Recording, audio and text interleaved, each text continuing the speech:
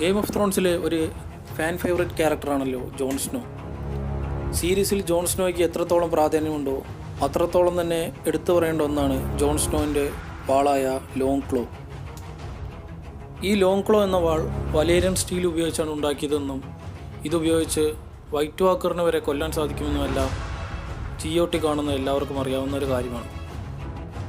എന്നാൽ നമ്മൾ ആരും അധികം ശ്രദ്ധിക്കാതെ പോകുന്ന മറ്റൊരു കാര്യമുണ്ട് ഈ ലോങ് ക്ലോ എന്ന വാളിൻ്റെ പുറകിൽ.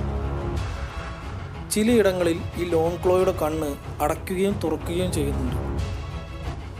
7ാമത് സീസണിലെ 6ാമത്തെ എപ്പിസോഡായ ബിയോണ്ട് ദി വാൾ എന്ന എപ്പിസോഡിൽ ജോൺ സ്നോ മഞ്ഞ് പൊട്ടി വെള്ളത്തിനടിയിലേക്ക് വീഴുന്നതും തുടർന്ന് അവിടെ നിന്ന് കയറി വരുന്ന സമയത്ത് ഈ ലോങ് ക്ലോ എന്ന വാളിൻ്റെ കണ്ണ് തുറക്കുകയും അടയ്ക്കുകയും ചെയ്യുന്നത് നമുക്ക് വ്യക്തമായി കാണാം.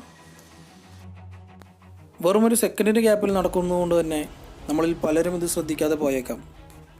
ആദ്യമൊക്കെ കാണുമ്പോൾ ഇത് ക്യാമറയിൽ വെള്ളം തെറിച്ചത് കൊണ്ടോ അല്ലെങ്കിൽ ചെറിയ റിഫ്ലക്ഷൻ്റെ കാരണം കൊണ്ടോ ആയേക്കാം എന്ന് കരുതി ഞങ്ങളും ഇതിനെ തള്ളിക്കളഞ്ഞു. പക്ഷേ ഇവിടെ മാത്രമല്ല, മറ്റൊരു സീനിലും ഇതേപോലെ തന്നെ ലോങ് ക്ലോയുടെ കണ്ണ് അടയ്ക്കുകയും തുറക്കുകയും ചെയ്യുന്നുണ്ട്. അതെവിടെ വെച്ചെന്ന് പറഞ്ഞാൽ 7ാമത്തെ സീസണിലെ 7ാമത് എപ്പിസോഡിൽ ജോൺ സ്നോയും കൂട്ടരും കൂടി കിങ്സ് ലാൻഡിങ്ങിലേക്ക് സെർസിയെ കാണാനായി പോകുന്ന വഴിക്ക് കപ്പലിൽ വെച്ച് ജോൺ ടിറിയനുമായി സംസാരിച്ച് നിൽക്കുന്ന സമയത്ത് നമുക്ക് കാണാം ലോങ് ക്ലോയുടെ കണ്ണ് അടയ്ക്കുകയും തുറക്കുകയും ചെയ്യുന്നത്. ഇതെന്തുകൊണ്ട് നടക്കുന്നു, ജോണിൻ്റെ വാളിന് ജീവനുണ്ടോ ഇല്ലയോ എന്നൊന്നും വ്യക്തമല്ല എങ്കിലും ഒരു കാര്യം ഉറപ്പാണ്, ഈ 2 സീനിൽ നിന്ന് നമുക്ക് മനസ്സിലാക്കാം ജോൺ സ്നോയുടെ വാളിന് എന്തോ ഒരു മാജിക്കൽ ശക്തി പുറകിൽ കിടക്കുന്നുണ്ട് എന്ന്.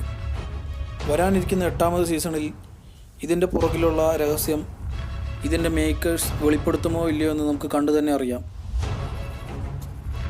ഈ വീഡിയോ ഇഷ്ടമായെങ്കിൽ ലൈക്ക് ചെയ്യുക. ഇനിയും കൂടുതൽ നല്ല സിനിമകൾ പരിചയപ്പെടാൻ ഈ ചാനൽ സബ്സ്ക്രൈബ് ചെയ്യുക.